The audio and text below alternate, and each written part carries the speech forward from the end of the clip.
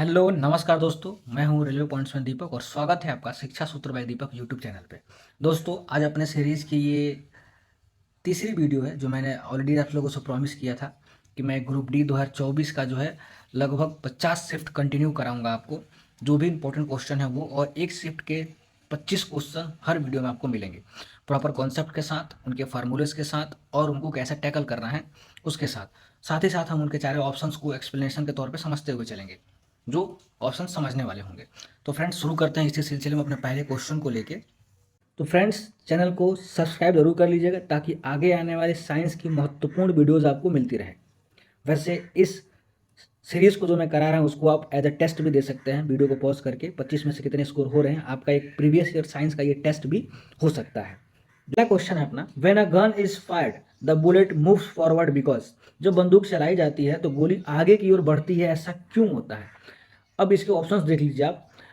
Barrel exerts no force, air resistance acts forward, the recoil of the gun acts backward as reaction, ठीक है, the gravity pushes it forward. आप लोग comment में भी इन सब का आंसर देते हुए चलिएगा, मैं तो समझाऊंगा ही। हिंदी में देख लेते हैं। बैरल कोई बल नहीं लगाता, मतलब जो गोली है वो कोई बल नहीं लगाता। वायु प्रतिरोध आगे की ओर कम करता है। बंदूक की प्रतिक्षेप प्रतिक्रिया के रूप में पीछे की ओर कार्य करती है। गुरुत्वाकर्षण इसे आगे की ओर धकेलता है। ये चार ऑप्शन है। पहले इसके कॉन्सेप्ट को समझ लेते हैं, ठीक है। आंसर तो आपको ऑप्शन के अकॉर्डिंग हो जाएगा C, the recoil of the gun acts backward as a reaction. बंदूक की प्रतिक्षेप प्रतिक्रिया के रूप में पीछे की ओर कार्य करती है, right.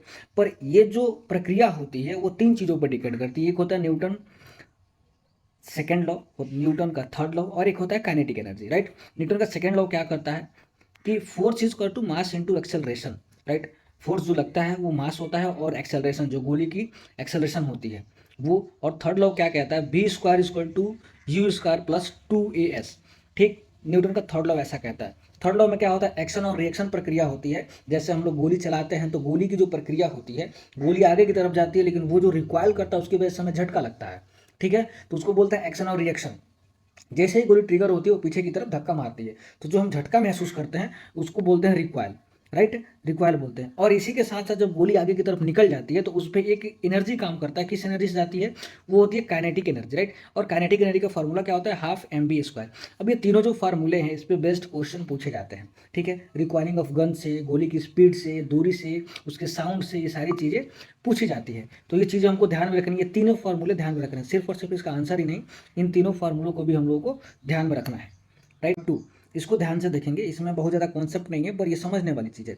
Which of the following observation best supports that liquids have definite volume but not fix shape. कहने का मतलब जो लिक्विड होता है उसका एक वॉल्यूम तो होता है पर उसका शेप नहीं होता। आप लोगों ने देखा होगा पानी को किसी भी बर्तन में रख दें तो उस बर्तन का वो शेप ले लेता है, वैसा क्यों होता है, राइट। तो इसमें चार ऑप्शन दिए हुए हैं, ठीक है। Air expands to fill the entire container, ठीक है, वायु पूरे पात्र में प्रसारित हो जाती है। और बी है a solid iron block retains its shape in any container, ठीक है, ये तो कतई नहीं हो सकता। अ sponge changes its shape when squeezes, ये चीज़ें भी हो सकती हैं पर इसको आगे देखते हैं। Water takes a shape of its container but retains its volume. कहने का मतलब है वाटर जो होता है ना, जिस भी बर्तन में डाला जाता है उसका शेप ले लेता है पर उसका वॉल्यूम जो है हमेशा वही रहता है। तो D is the right answer, right. तो इसमें समझने वाली बात है कि जो भी लिक्विड होता है जिस भी बर्तन में डालते हैं उसका शेप तो ले लेता है पर उसका जो वॉल्यूम होता है, जितनी उसकी क्वांटिटी होती है वो हमेशा सेम रहती है, राइट। तो ये हो गया, अब option D is the right answer. Question number three, question number three में क्या दिया है, which of the following methods involves coating steel and iron with a layer of zinc to prevent rusting. कहने का मतलब होता है जो स्टील के ऊपर जो कोटिंग की जाती है ना, ठीक है, जंक लगने से प्रिवेंट करने के लिए, ताकि उस पर कोई जंक ना लगे, उस प्रक्रिया को क्या बोलते हैं, राइट। निम्नलिखित में से किस विधि में जंग लगने से बचने के लिए इस्पात और लोहे पर जिंक की परत का विलेपन किया जाता है? वो विधि जो होती है उसको क्या बोलता है? अब ये घिसा पीटा क्वेश्चन हर बार पूछता है। ऑप्शन देख लेते हैं। पैसिवेशन, कैथोडिक प्रोटेक्शन, इलेक्ट्रोप्लेटिंग और गैल्वनाइजेशन, ठीक है। इसका आंसर हो जाएगा गैल्वनाइजेशन। जब भी किसी जंग लगने के लिए स्टील हो या फिर लोहे हो, उसमें जो कोटिंग किया जाता है, उसमें जो परत चढ़ाई जाती है, उसको, उस प्रोसेस को क्या बोलते हैं? गैल्वनाइजेशन बोलते हैं, right. Which among the following organic compound is saturated. अब इसमें दो चीज़ें हैं, आपको सेचुरेटेड और अनसेचुरेटेड चीज़ों पे ध्यान कंसंट्रेट करना होगा, उसके बाद इसका हम लोग आंसर देखेंगे, राइट। अब सेचुरेटेड और अनसेचुरेटेड हमको अगर फाइंड आउट करना है तो सबसे पहले देखेंगे उनके बीच में बॉन्ड कितना है।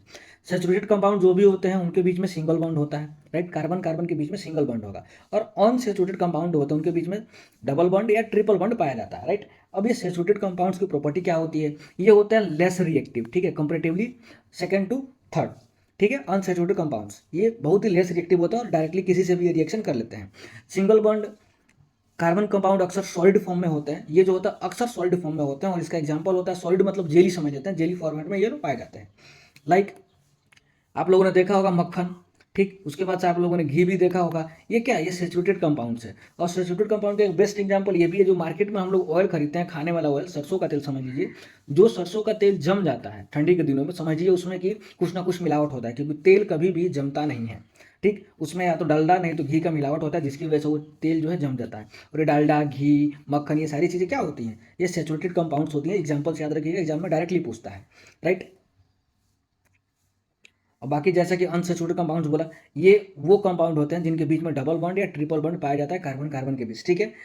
और ये जो हाईली रिएक्टिव होते हैं, जो डबल बॉन्ड और ट्रिपल बॉन्ड से बने होते हैं अनसेचुरेटेड कंपाउंड्स, ये होते हैं हाईली रिएक्टिव, राइट है।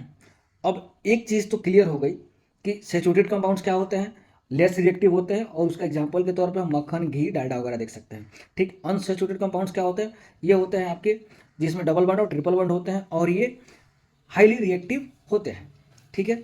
ये लेस रिएक्टिव और ये हाईली रिएक्टिव होते हैं, ठीक है। तो दो चीज़ें क्लियर हो गई। अब इसके आंसर्स पे हम लोग फोकस करते हैं कि इस क्वेश्चन का आंसर क्या है, right. Among the following organic compound is saturated, मतलब कौन सा है जो सेचुरेटेड कंपाउंड है, तो ये होता है टू ब्रोमोप्रोपेन, ये बिल्कुल नहीं है। प्रोपीन आ गया, प्रोपीन मतलब डबल बॉन्ड, राइट, तो ये नहीं होगा। प्रोपीन देखिए ई ए नहीं आ रहा है, इसमें भी डबल बॉन्ड होगा, इसमें भी नहीं होगा। प्रोपाइन, प्रोपाइन है मतलब कि इसमें ट्रिपल बॉन्ड होगा, ई वाई ई नहीं है तो इसमें ट्रिपल बॉन्ड होगा। जहां भी आपको ए एन ई देख जाए, ए से स्टार्ट हो, ए एन ई हो जाए, वो डायरेक्टली आप टिक कर देंगे, वही आंसर होता है। तो इसका आंसर क्या हो जाएगा, डी हो जाएगा। Bromopropane is the correct answer, जो कि एक सेचुरेटेड कंपाउंड है, राइट। जो क्वेश्चन नंबर 5 है वो जस्ट ऊपर वाले क्वेश्चन से रिलेटेड है। Which of the following has straight chain hydrocarbon, straight chain hydrocarbon का मतलब क्या होता है, कार्बन जो है सिंगल बॉन्ड से जुड़ा होगा, ठीक है, उसके आइट साइड कुछ नहीं लगा होगा, मतलब आइट साइड हाइड्रोजन हो सकता है पर कार्बन नहीं हो सकता है, ये सारी चीजें। तो इनमें से कौन सा ऑप्शन है, 3 मिथाइल पेंटेन, 3 मिथाइल का मतलब होगा 3 कार्बन साइड से जुड़े होंगे, ठीक है। 2 मिथाइल प्रोपेन का मतलब है कि 2 कार्बन साइड से जुड़े होंगे, राइट, तो ये भी नहीं हो सकता। ब्यूटेन, ठीक है, ब्यूटेन, ब्यूटेन हो सकता है क्योंकि ब्यूटेन में 1 2 3 नहीं लगा हुआ है, और स्ट्रेट चेन होगा जिसमें कार्बन कार्बन सिंगल बॉन्ड से जुड़े होंगे, बाकी हाइड्रोजन होंगे, दूसरा कार्बन साइड से नहीं जुड़ा होगा, ठीक है। आंसर क्या हो जाएगा दोस्त, इसका आंसर हो जाएगा सी, ब्यूटेन। और ब्यूटेन का फॉर्मूला क्या होता है, CH4 होता है ब्यूटेन का फॉर्मूला। ये सीधे बताता है कि सिंगल बॉन्ड से चारों कार्बन जुड़े हुए हैं, जिसके अगल बगल हाइड्रोजन जुड़े हैं।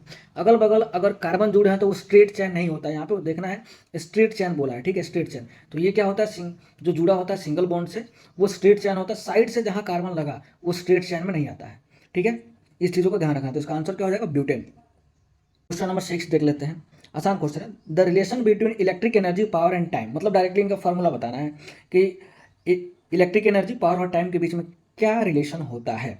तो क्वेश्चन नंबर 6 देखिए, क्या energy is equal to time minus power होता है, बिल्कुल भी नहीं, ठीक है। Energy is equal to power upon time होता है, ये भी नहीं है।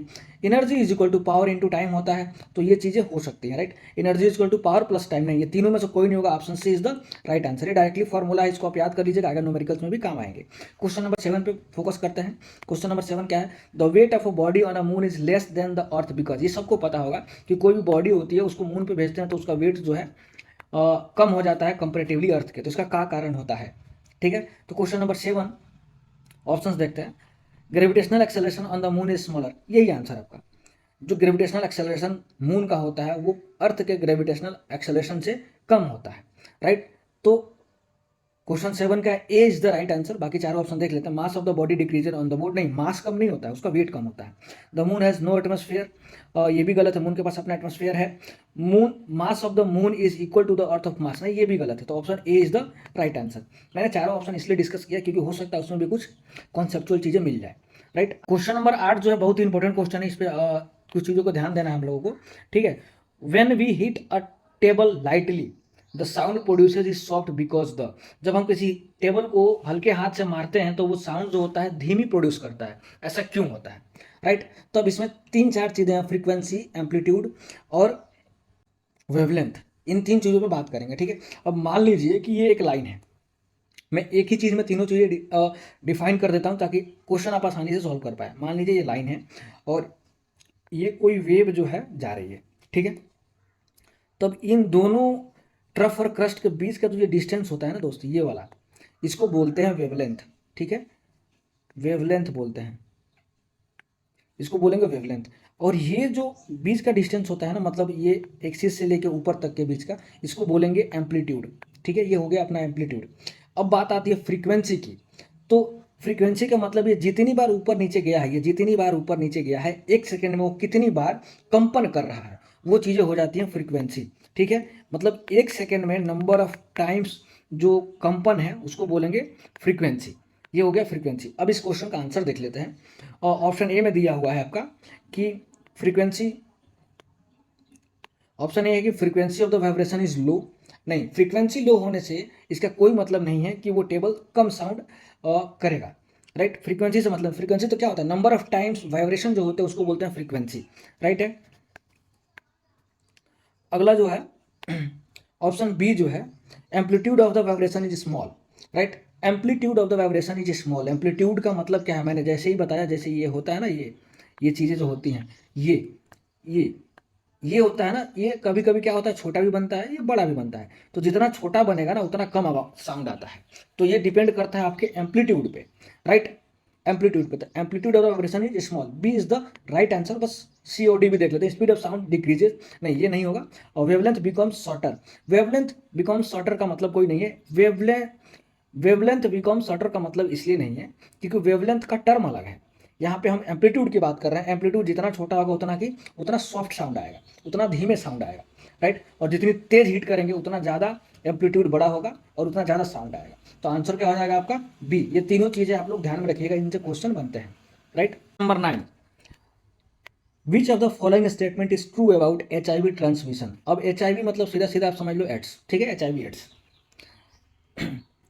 HIV के संचरण में कौन सा कथन सत्य है, ठीक है। HIV can be transmitted through aerosol, नहीं गलत, एरोसेल से ट्रांसमिट नहीं होता है। HIV can transmitted through sexual act, हाँ ये सेक्सुअल एक्ट से HIV का ट्रांसमिशन हो सकता है।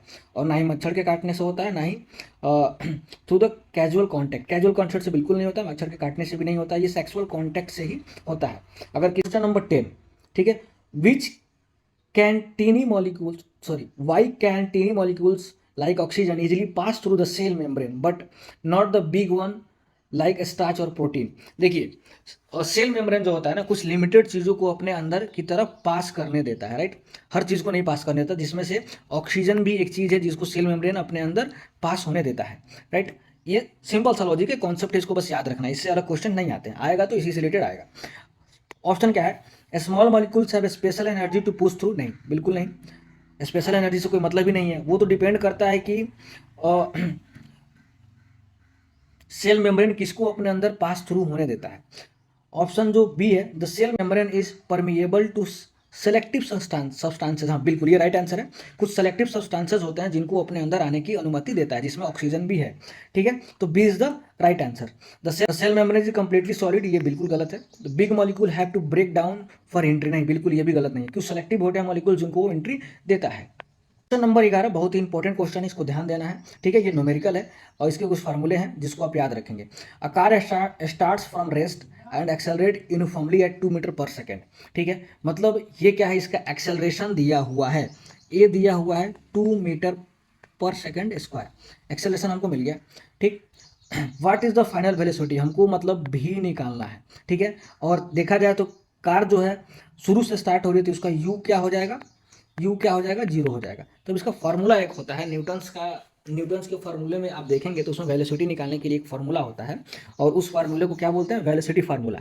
तो फार्मूला डायरेक्टली क्या होता है, v is equals to U plus A T, ये होता है फार्मूला। कुछ नहीं करना है, डायरेक्टली इन चीज़ों को इसमें पुट कर देना है। और जब v निकालना है, v is equals to U की वैल्यू 0 प्लस एक्सेलरेशन हमको 2 दिया हुआ था, और टाइम क्या दिया हुआ था हमको 5 सेकंड टाइम दिया हुआ है। देखिए यहाँ पे टाइम दिया हुआ है 5 सेकंड का। तो जब इसको करेंगे तो v is equal to 10 metre per second आ जाएगा अपनी वेलोसिटी। 10 कहाँ दिख रहा है, यहाँ दिख रहा है, option C is the right answer. ठीक है, बिना किसी हेजिटेशन के कर लेंगे। फॉर्मूले जरूर याद रखेंगे, जो चीज़ें मैं बता रहा हूँ उसको नोट डाउन करते हुए चलेंगे, इससे रिलेटेड न्यूमेरिकल्स आ रहे हैं, राइट। क्वेश्चन नंबर 12 पे आते हैं, ठीक है। Question number 12, generally which of the following trophic level have the least number of organism, right. कह रहा है कौन से ट्रॉपिक लेवल पे सामान्यतः किस पोषी स्तर पर जीवों की संख्या सबसे कम होती है, ठीक। तो टर्शियरी, जो टर्शियरी लेवल के जो कंज्यूमर्स होते हैं उनकी संख्या सबसे कम होती है। अब इसमें 3-4 चीज़ें समझ लेनी है, जैसे कि मैंने बताया वो आपके एग्जाम में आ सकते हैं। एक होता है प्रोड्यूसर, ठीक है, प्रोड्यूसर के बाद होता है प्राइमरी कंज्यूमर, उसके बाद आपको आ जाता है सेकेंडरी कंज्यूमर, उसके बाद सबसे लास्ट में होता है टर्शियरी कंज्यूमर्स, ठीक। तो इसका आंसर क्या होता है, टर्शियरी कंज्यूमर। अब इसमें देख लेते हैं, आपने वो 10% लॉ ऑफ एनर्जी ट्रांसफर सुना होगा, 10% law of energy transfer, right, ठीक है। जैसे ही एक लेवल से दूसरे लेवल में जाते हैं तो उस पोर्शन को जो है इसका 10% ही हमेशा मिलता है, राइट। अब यहाँ से ट्रॉपिक लेवल जब सेकेंडरी में जाएगा तो इसका भी 10% ही मिलेगा, किसका, प्राइमरी का। और सेकेंडरी से जब टर्शियरी में जाएगा तो सेकेंडरी का 10% ही एनर्जी मिलता है टर्शियरी को, मतलब हर लेवल पे मात्र 10% का ही ट्रांसमिशन होता है, राइट। फॉर एग्जाम्पल अगर देखा जाए तो जो 100% मिल रहा है घास सीधे पेड़ पौधों को खा रही है। अगर बकरे को खाने वाले लोग जो उनको खाते हैं उनको मात्र बकरे की बॉडी का जो एनर्जी ट्रांसमिशन होता है वो 10% ही मिलता है, 90% वेस्ट हो जाता है, ठीक है। तो जब भी सेकेंडरी टर्शियरी जो भी चीज़ें होती हैं उसमें मात्र 10% का ही एनर्जी ट्रांसमिशन होता है, इस चीज़ को याद रखना है। तो टर्शियरी सबसे लास्ट में आता है। तो टर्शियरी एक ऐसी चीज़ है जिसमें सबसे लीस्ट अमाउंट ऑफ जीवों की संख्या होती है, मतलब पोषी स्तर जीवों की संख्या सबसे कम होगी, तो किसमें होगी, टर्शियरी कंज्यूमर्स में होगी। क्वेश्चन नंबर 13 भी एक न्यूमेरिकल, इस पर ध्यान देंगे हम लोग। The distance between the pole and the centre of curvature of a convex mirror is 40 centimetre, right. मान लीजिए कॉन्वेक्स मिरर की बात कर रहा है, ठीक है। ये अब कह रहा है कि रेडियस ऑफ कर्वेचर और सेंटर ऑफ कर्वेचर दोनों सेम चीज़ें होती हैं। देखिए सेंटर ऑफ कर्वेचर और रेडियस ऑफ कर्वेचर दोनों चीज़ें सेम होती हैं। तो यहाँ पर क्या दिया हुआ है, ये हो गया पोल, ये हो गया अपना एक्सिस और ये हो गया कॉन्वेक्स लेंस, ठीक है। तो हमको रेडियस ऑफ कर्वेचर दिया हुआ है, सेंटर ऑफ कर्वेचर को ही रेडियस ऑफ कर्वेचर बोलते हैं। तो हमको रेडियस ऑफ कर्वेचर दिया हुआ कितना, प्लस का 40 सेंटीमीटर दिया हुआ है, राइट। ये प्लस है, प्लस का 40 सेंटीमीटर दिया हुआ है रेडियस ऑफ कर्वेचर, ठीक है। अब हमको बोल रहा है कि फोकल लेंथ निकालिए।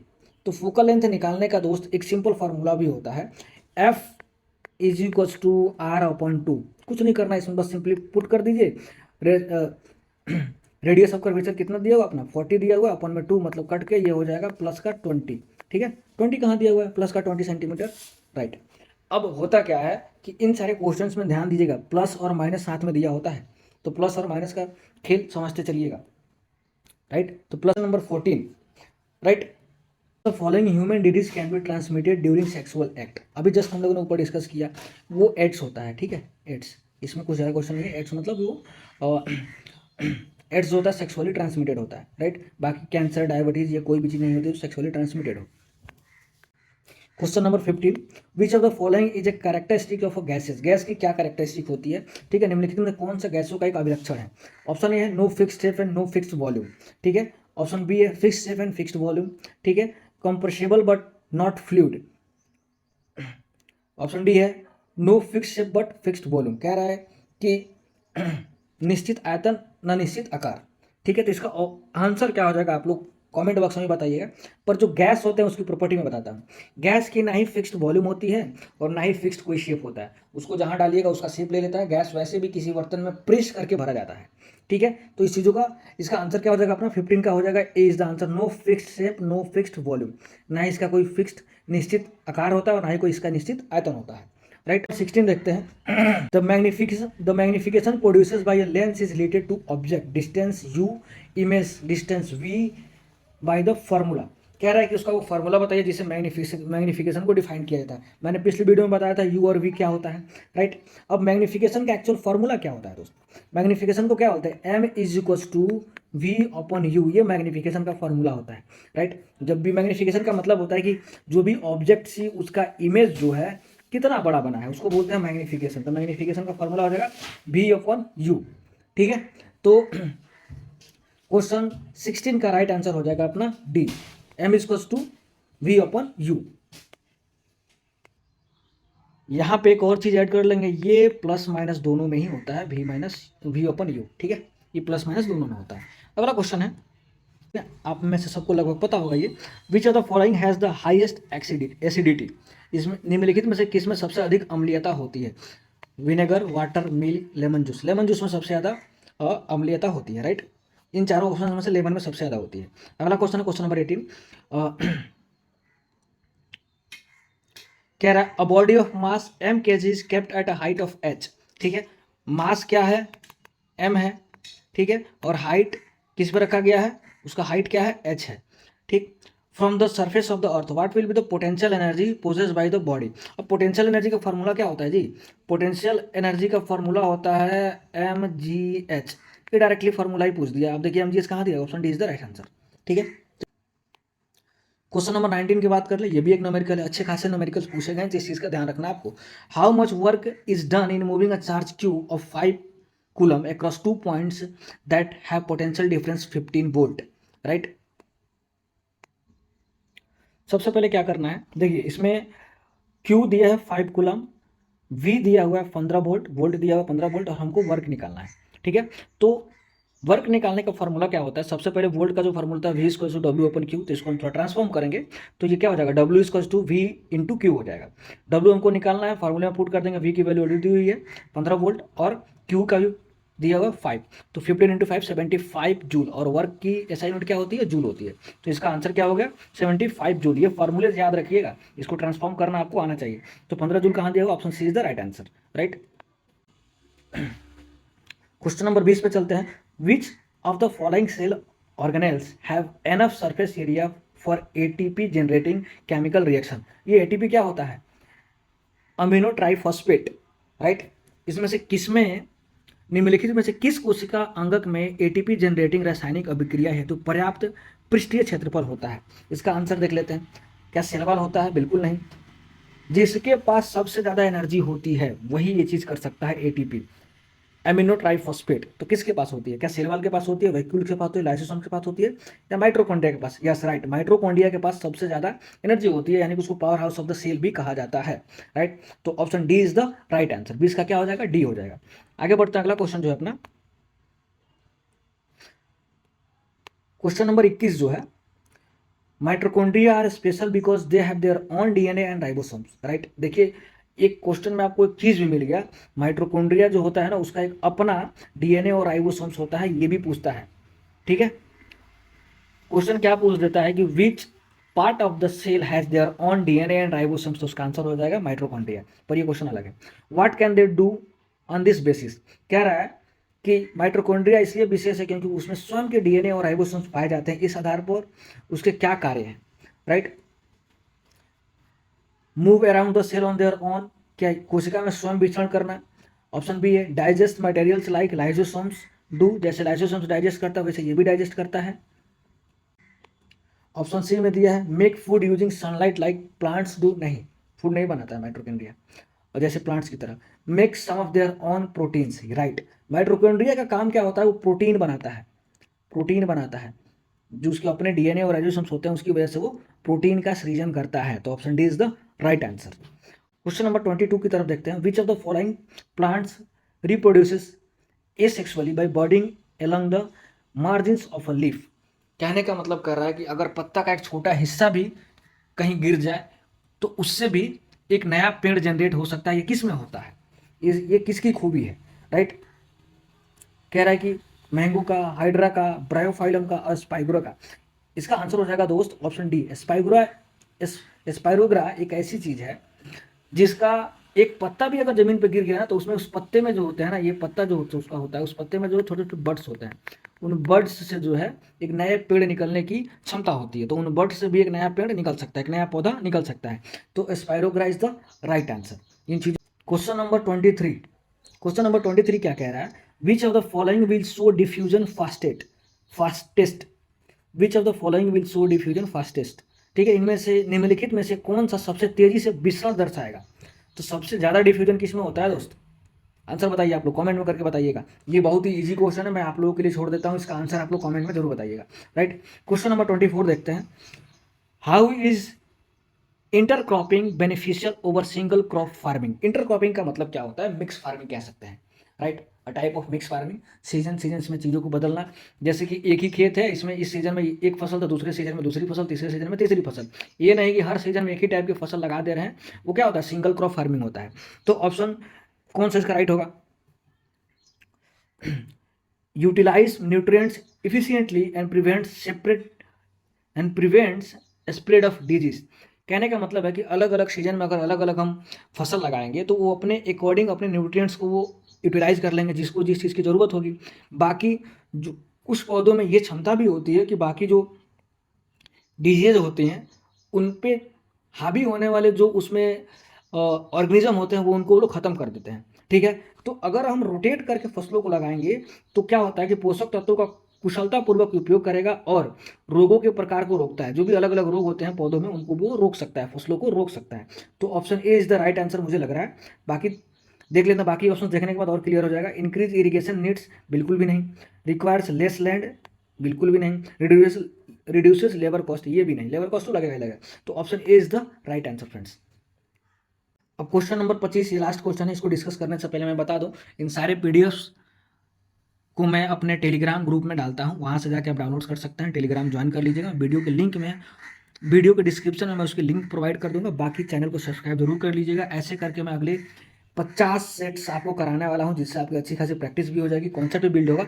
और मोस्ट इंपॉर्टेंट चीज़ दोस्त, चैप्टर वाइज करके हम इस चीज़ों को शुरू भी करने वाले हैं। साइंस का एक एक चैप्टर प्रॉपर डिस्कशन के साथ, उनके अच्छे क्वेश्चंस के साथ हम लोग शुरू करने वाले हैं, चैप्टर वाइज प्रॉपर कॉन्सेप्ट के साथ, वो भी फ्री ऑफ कॉस्ट। तो चैनल को सब्सक्राइब जरूर कर लीजिएगा, ठीक है। क्वेश्चन नंबर 25 जो है, dash is precipitated when carbon dioxide is passed through lime water. कह रहा है कि जब कार्बन डाइऑक्साइड को चूने के पानी से होकर प्रवाहित किया जाता है तो डैश अवशेषित होता है, मतलब निकलता है। ये बहुत ही सिंपल क्वेश्चन है, हर बार पूछा गया है। तो सबसे पहले इसका फॉर्मूला देख लेते हैं। क्या कह रहा है कि CaOH का होल ट्वाइस प्लस CO2, जब ये रिएक्शन करेगा तो क्या बनेगा, राइट। तो इसका रिएक्शन आप सबको याद होगा, मैं बता देता हूँ। ये रिएक्शन करेगा तो ये यहाँ मतलब ये हो जाएगा आपका CaCO3, कैल्शियम कार्बोनेट बनेगा, राइट। तो अब देख लीजिए कैल्शियम कार्बोनेट किधर है। कैल्शियम कार्बोनेट ऑप्शन डी में है, तो option D is the right answer. आप ये भी कह सकते हैं कि कार्बन डाइऑक्साइड को चूने के पानी से होकर जब निकाला जाता है तो उसमें कैल्शियम कार्बोनेट ही बनता है, राइट आंसर, ठीक। तो थैंक यू फ्रेंड्स, मिलेंगे अपने अगले इसी तरह के एक अगले शिफ्ट की वीडियो में। तब तक के लिए बाय बाय। आप लोग पढ़ते रहिए, आगे बढ़ते रहिए। हाँ, चैनल को सब्सक्राइब करना जरूर, क्योंकि आगे आने वाली वीडियोज़ भी आपको इसी पे मिलेंगे। Thank you friends.